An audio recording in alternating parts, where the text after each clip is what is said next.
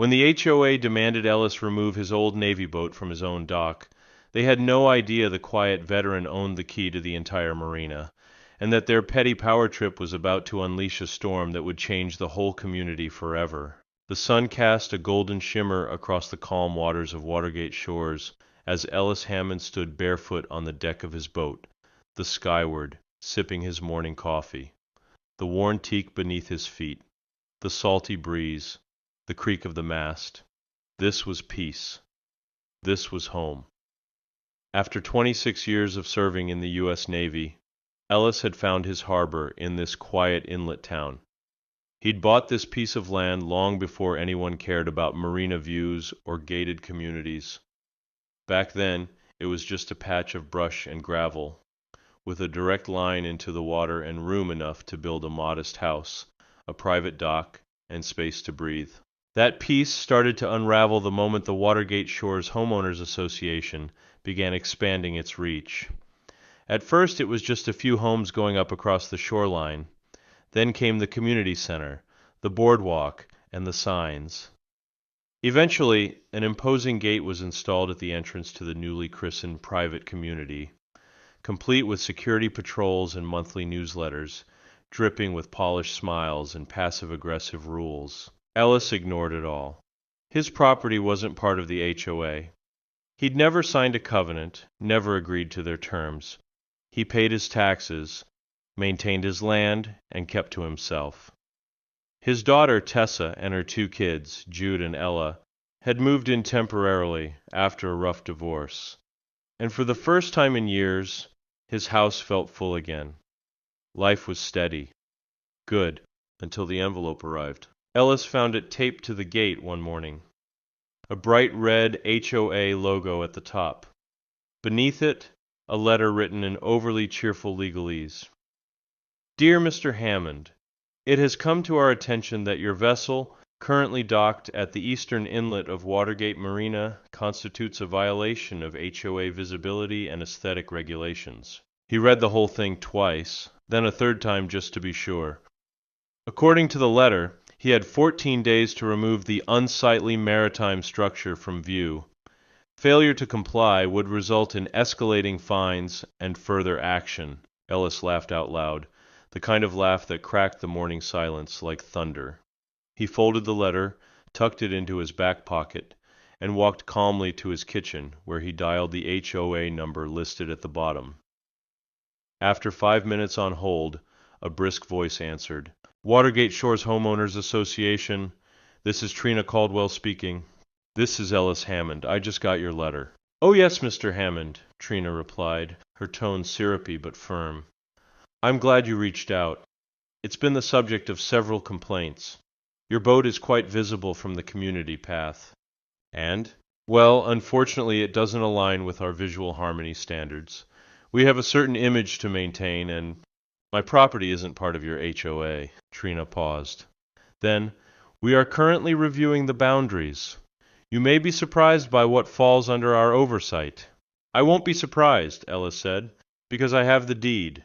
I know exactly what I own.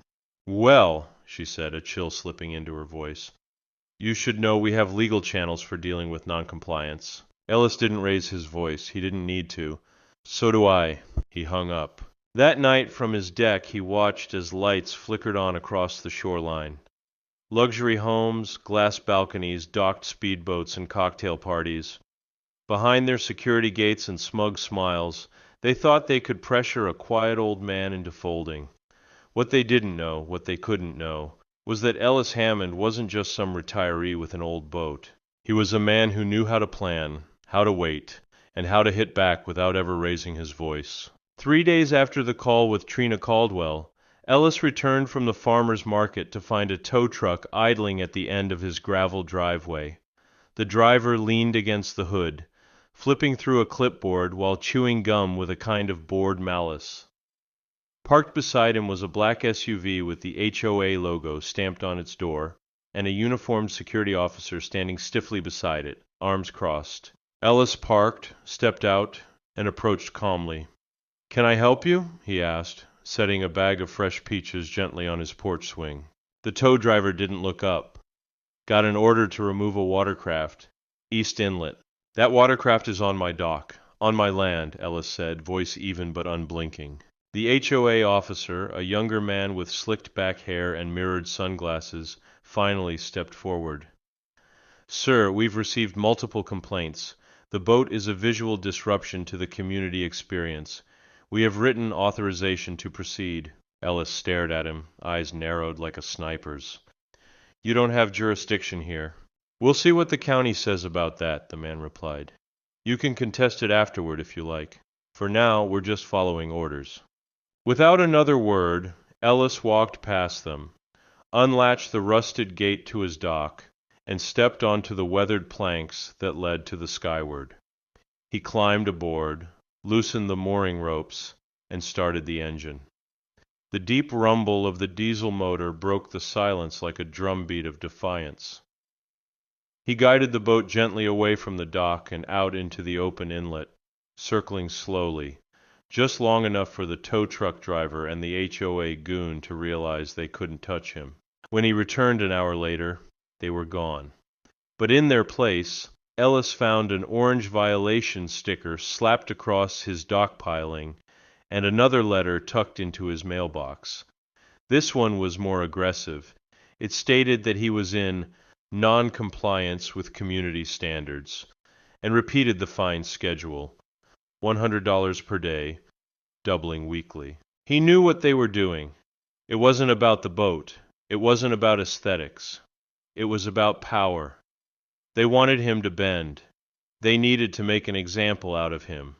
One outsider, one holdout, challenged their perfectly controlled world, and that made him dangerous. He spent that night going through his old files, deed records, land surveys, county plat maps, some yellowed with age, others in crisp folders from recent updates.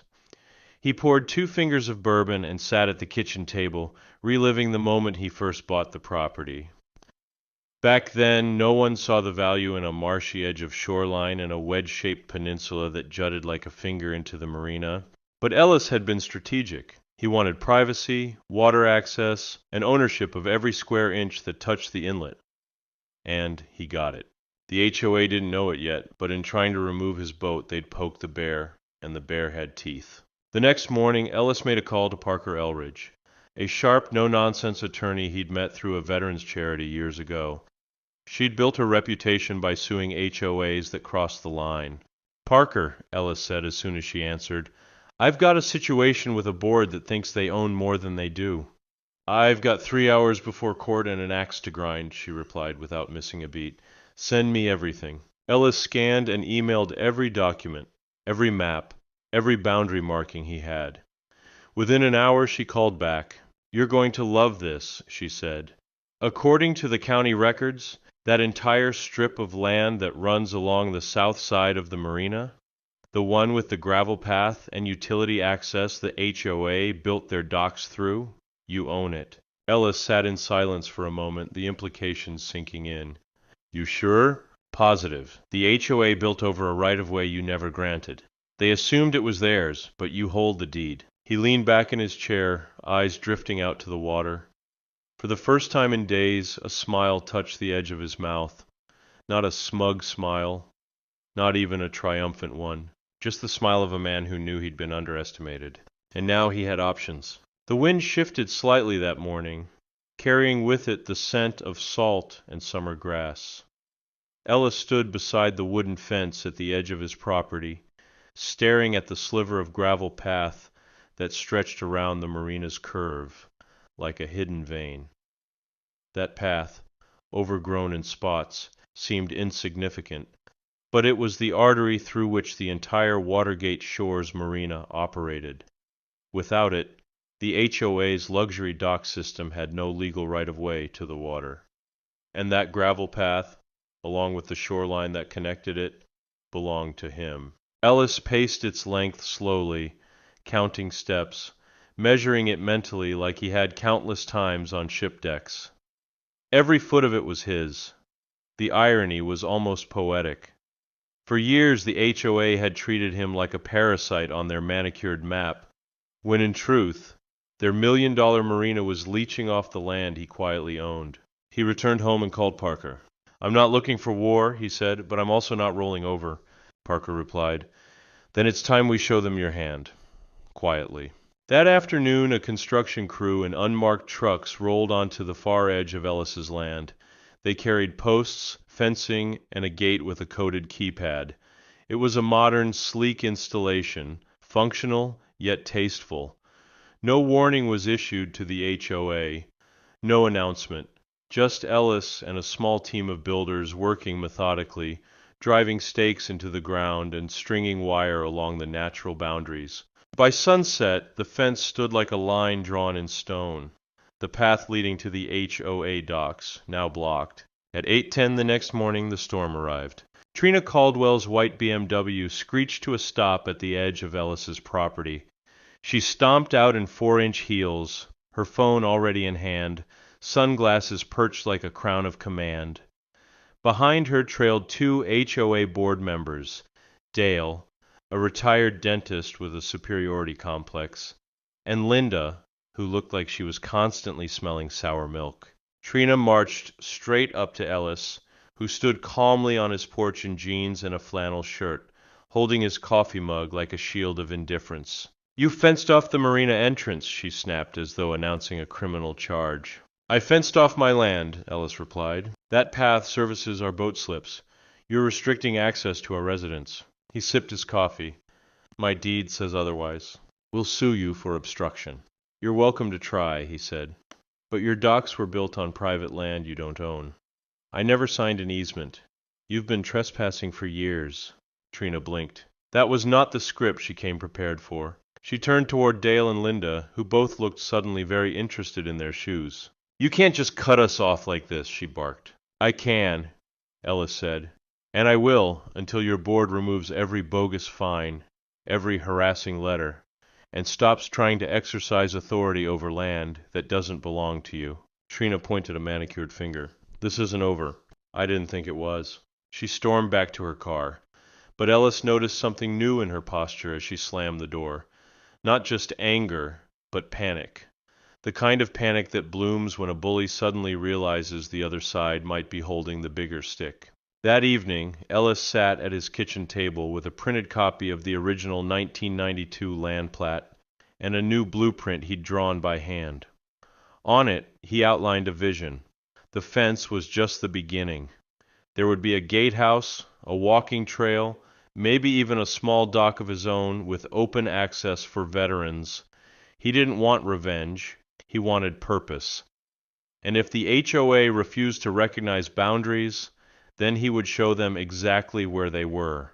He looked out the window as the last light slipped across the water. For the first time in weeks, the tension in his chest loosened. They wanted to play power games.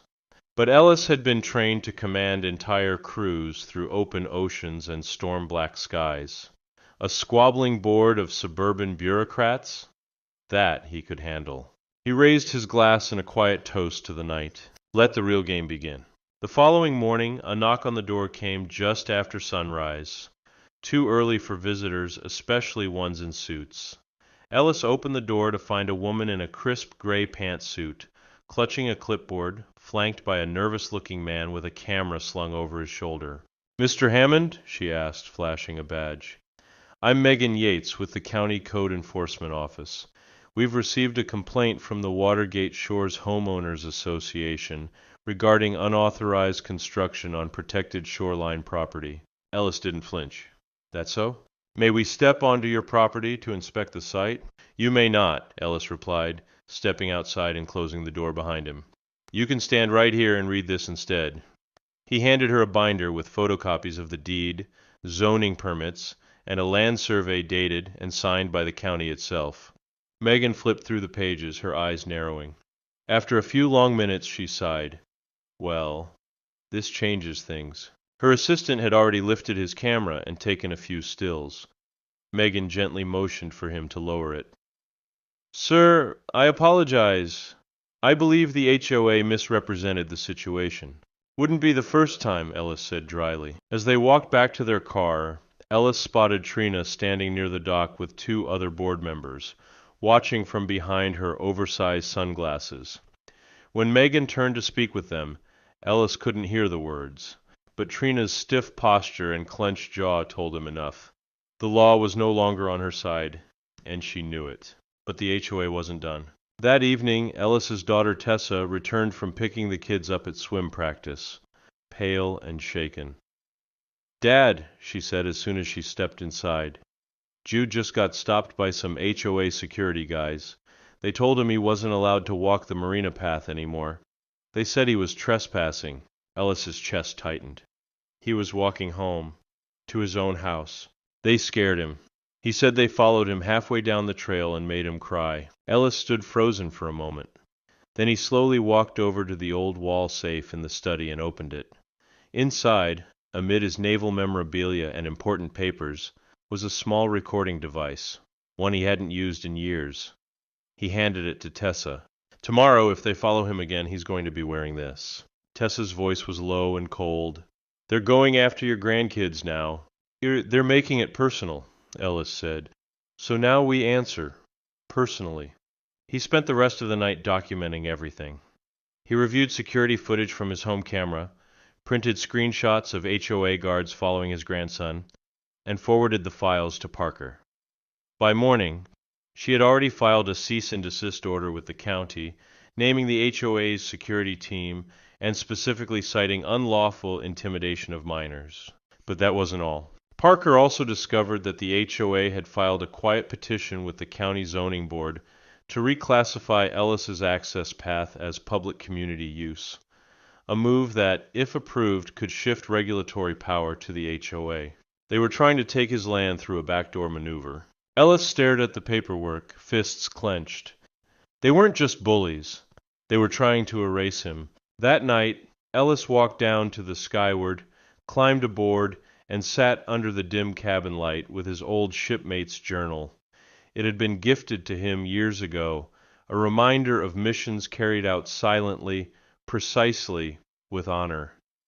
He flipped to a blank page and began to sketch a new plan. Not just defense, but offense. If the HOA wanted to play dirty, he'd go clean but loud, and he'd start by pulling the rug out from under them. He took one last look at the flickering lights across the marina, knowing full well that in less than a week those lights would begin to dim, because Ellis was no longer just protecting his peace. He was preparing to flip the entire story. By the end of the week, Ellis had a thick file of evidence, legal filings, and recorded footage. The video of HOA security trailing Jude was especially damning. It showed two men in black polos walking behind the 12-year-old along the community path, one of them speaking into a radio, the other pointing. Jude had looked back multiple times, nervous and confused, until finally breaking into a run. The camera had captured his panicked sprint all the way back to Ellis's front gate. Ellis hadn't cried in decades, but watching that footage tightened something in his chest he hadn't felt since combat. Not fear, resolve. Parker filed a formal lawsuit the following Monday. Harassment of a minor, unlawful use of private security, attempted adverse possession, and intentional infliction of emotional distress. The complaint named the HOA and several individual board members, Trina Caldwell included. The response was swift and ugly. On Tuesday morning, news vans rolled into the area. A local station ran a segment that evening with a dramatic headline, "Veteran Threatens to Block Marina. Neighborhood Divided." They showed a misleading image of the skyward with a blurred voiceover from an anonymous HOA member claiming Ellis had explosives on board and was unhinged. It was slander, pure and simple. And it worked for a moment. Neighbors who had once waved politely now crossed the street. Someone threw eggs at the side of Ellis's house. One woman screamed at Tessa in the grocery store parking lot, calling her selfish and a parasite on a luxury community. But Ellis didn't flinch. He'd faced worse than gossip. Instead, he made another move. He invited a local veterans group to visit his property. 10 men and women who had served across various branches, many of them retired, respected members of the community. Together, they took a group photo at the edge of the fence, smiling with arms crossed. Parker sent the image to the media with a statement. This isn't a man trying to block access. This is a veteran defending what he lawfully owns. The narrative began to shift. Reporters began calling Ellis directly. He gave calm, firm interviews. No dramatics, just facts. He showed them the deed, the blueprints, and the recordings. He stood on the dock, backlit by the flag he raised every morning, and spoke like a commander, not of war, but of principle. By Thursday, Ellis received a letter via certified mail from the HOA board. It was a ceasefire, but not a surrender. They offered to waive all fines and stop all enforcement actions in exchange for limited, regulated use of the access path. Trina's signature sat at the bottom, written with such pressure it had nearly torn the page. Ellis sat at his kitchen table, staring at the letter for a long time. He could have accepted it. He could have ended the conflict there, but something in his gut stopped him. Because it wasn't just about him anymore. It was about Jude being followed, about Tessa being humiliated, about the lies broadcast on the evening news, about how easily power had been abused under the guise of community order. He folded the letter and set it aside. Then he picked up the phone and called the Department of Historical Preservation. "I'm ready," he said. They'd talked before, months ago, even before the HOA trouble began. Ellis had explored the idea of donating part of his land to establish a public waterfront honoring naval history. The project had sat in limbo, but now, the land, the timing, and the publicity were perfect. If they accepted, the entire marina would fall under state oversight, and the HOA would have no choice but to comply with historic access laws. Parker called it a checkmate. Ellis didn't want revenge. He wanted accountability. He wanted peace not just for himself, but for the people who would live here long after he was gone. And he was willing to fight for it, every inch, every foot of shoreline, not with anger but with purpose. The next 10 days moved like a whirlwind. After Ellis submitted the official application to the Department of Historical Preservation, inspectors arrived within 48 hours. 2 men and a woman in navy blazers toured the property, examining the old stone markers from the original dock, the weathered Navy bell mounted at the base of the skywards gangway, and even Ellis's collection of maritime logs and photos inside the house. One of them, a tall man with silver hair named Charles Brennan, pulled Ellis aside at the end of the visit and said, "Sir, we usually review these things over weeks, but given the documentation and your service record, I think we're looking at something very special here." By the following Thursday, it was official. Ellis Hammond's waterfront property, including the disputed access path and the marina choke point, had been designated a pending state-protected maritime heritage site. A grant was already in motion to fund its development into a small historical and educational dock for naval history. Ellis didn't announce it right away. He waited for the right moment. That moment came 2 days later, when Trina Caldwell called for an emergency HOA board meeting and insisted that Ellis be invited to negotiate terms for coexistence. The meeting was held in the community clubhouse, a glass-walled structure that looked out over the very waterway they'd tried to control. Ellis arrived early, wearing a plain button-up shirt, jeans, and his navy pin. The room was already buzzing with murmurs. Some residents still saw him as the villain from the local news, while others had quietly begun to rally behind him. Trina stood at the front, arms folded, flanked by Dale and Linda. She gave him a thin, forced smile. "Mr. Hammond," she said like it was bitter in her mouth, "thank you for coming. We'd like to resolve this tension in a civil manner." Ellis nodded politely. "So would I." "We understand your concerns," Trina continued, "and while we may have overstepped with enforcement, we believe it's in everyone's best interest to compromise. We propose limited access to the marina path with HOA supervision and restoration of shared community use." Ellis pulled a folded document from his pocket and set it on the podium beside her. "This is the grant letter from the Department of Historical Preservation," he said. "Effective immediately, my land is now designated a maritime heritage site. with public educational access protected by state law. That includes the pathway, the dockside, and the historical elements of the Skyward.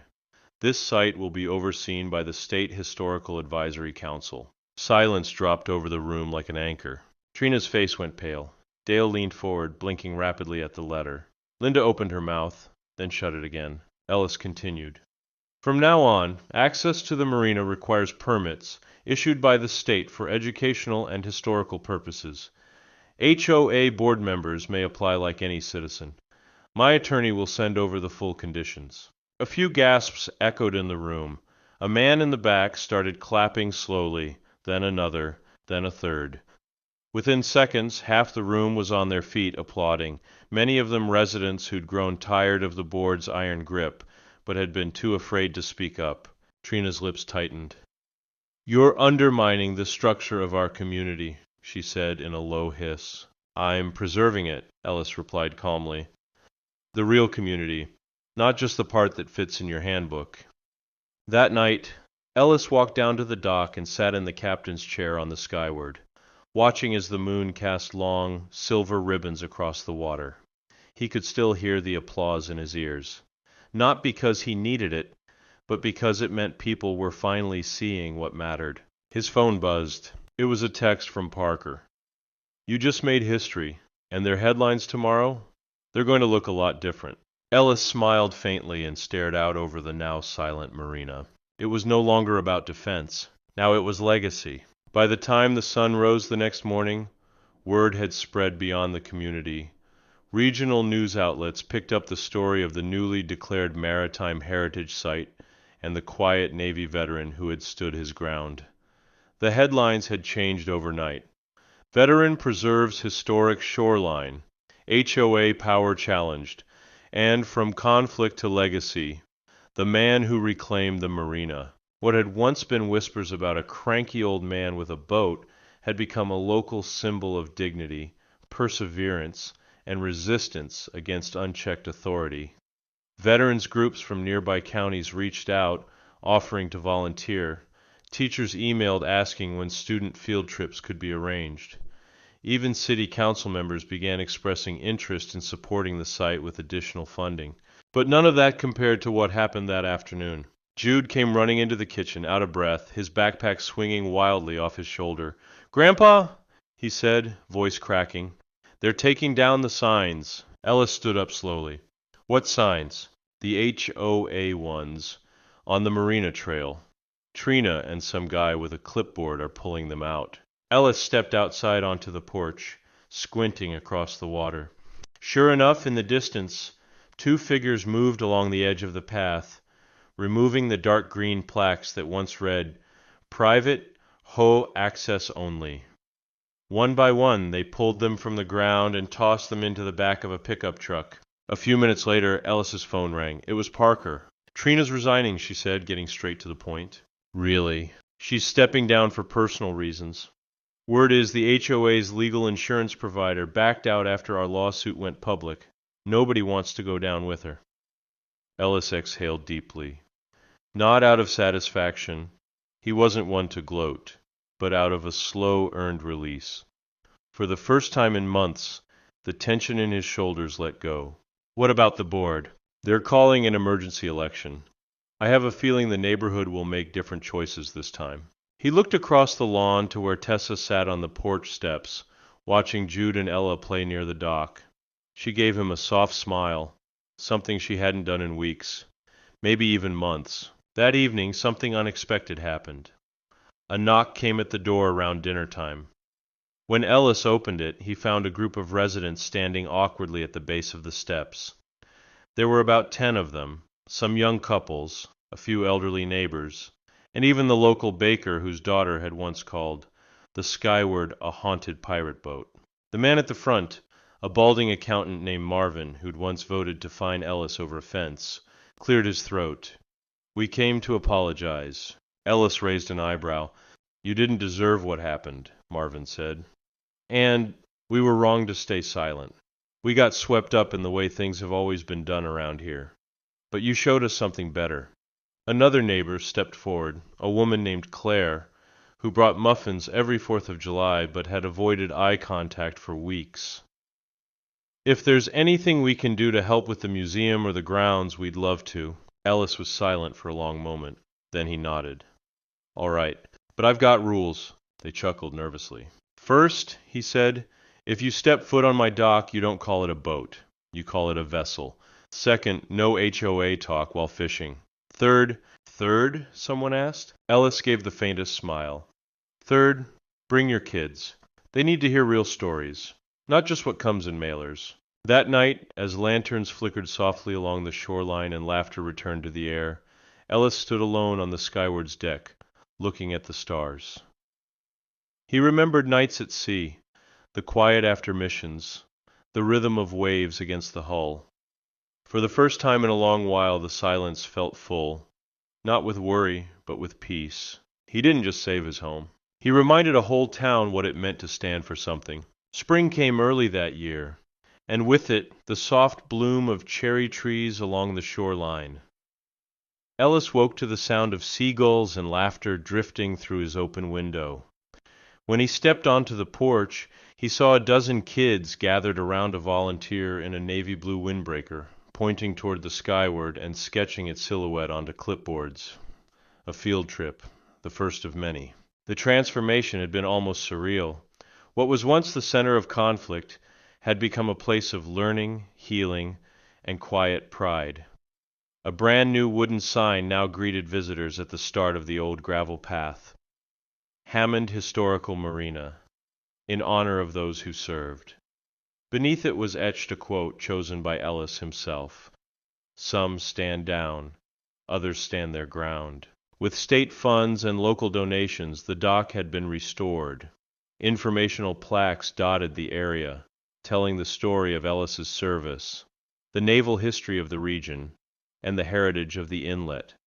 A small visitor center was under construction just beyond the trees, and at the center of it all stood the Skyward, no longer just a boat. It was now a living exhibit, docked with purpose and open to the public every Saturday. Tessa managed the project's growing logistics with grace and strength. She'd blossomed in ways Ellis hadn't seen since she was a girl, confident, warm, and no longer walking through life with her shoulders curled in defeat. She was even seeing someone again, a quiet architect named Mark, who helped draft the design for the museum's extension, and adored Jude and Ella. Ellis didn't speak about Trina Caldwell anymore.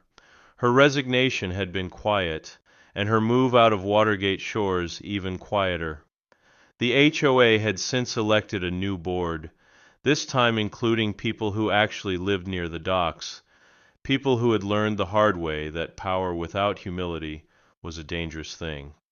The board extended a formal letter of apology to Ellis. He never replied. But he hung it, framed, on the wall of the visitor center, with a small brass plaque beneath it that read, "A Lesson in Boundaries." On the first official Veterans Dock Day, Ellis stood behind the podium while the community gathered around. Flags waved gently in the breeze, families held hands. Neighbors who once avoided each other now shared food and folding chairs. Jude and Ella had worked with their schoolteacher to prepare a speech. Jude, standing on a wooden crate to reach the mic, looked at Ellis with a mix of pride and nerves and began, "My grandpa taught me that standing up doesn't always mean yelling or fighting. Sometimes it means staying quiet and strong while people misunderstand you." He didn't fight back to be mean. He fought back because what's right doesn't stop being right just because people don't like it. As the crowd applauded, Ellis looked down and blinked rapidly, the emotions catching him by surprise. After the ceremony, he walked slowly down the dock and stepped aboard the Skyward, just as he had 1,000 times before. But this time it felt different. It wasn't a retreat anymore.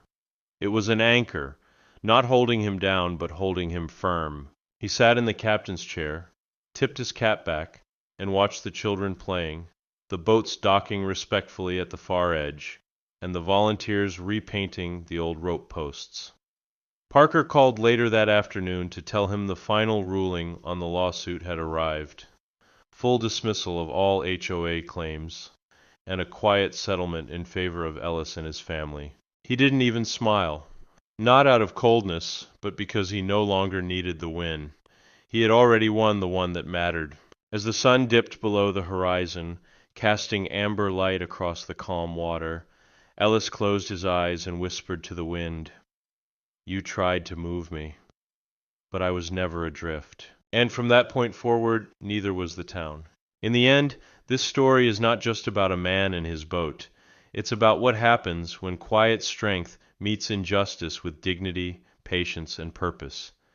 Ellis Hammond didn't seek revenge. He never raised his voice, never lashed out, never stooped to the level of those trying to tear him down. Instead, he stood firm, anchored by truth, legacy, and love for his family. The real victory wasn't the lawsuit or the grant. It was the transformation of conflict into connection, of isolation into community. By refusing to be erased or bullied, Ellis reminded everyone around him what integrity looks like when it's tested. He didn't just reclaim a shoreline. He reclaimed the soul of a place that had forgotten its roots. That's what makes the ending so powerful and, yes, beautifully shocking. The man they tried to remove ended up building something that would last far longer than any HOA rule or board meeting. He left a legacy not out of vengeance, but out of vision. And in doing so, he didn't just preserve history, he made it.